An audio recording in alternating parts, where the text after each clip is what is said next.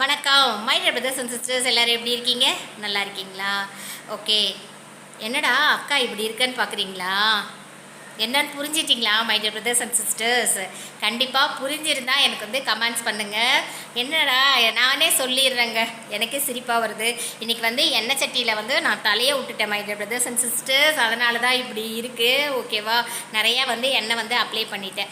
யார் யாருக்கு my dear brothers sisters எண்ணெய் வைக்கிறது ரொம்ப பிடிக்கும்? தலையில் எண்ணெய் நல்லா வச்சு அப்படியே நல்லா அழகாக சீவி இது பண்ணுறது எத்தனை பேருக்கு பிடிக்கும்?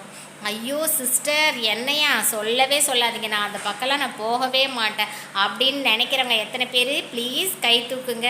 எனக்கு வந்துட்டு அழகாக ஷாம்பு போட்டுட்டு ஒவ்வொரு முடியும் அப்படியே இலவம் பஞ்சு மாதிரி அப்படியே பறக்கணும் சிஸ்டர். அதுதான் எனக்கு வந்து ரொம்ப ரொம்ப பிடிக்கும். இந்த வலிஞ்ச மண்டை வலிஞ்ச மூஞ்சி எனக்கு பிடிக்கவே பிடிக்காது அப்படின்னு சொல்கிறவங்க எத்தனை பேர்?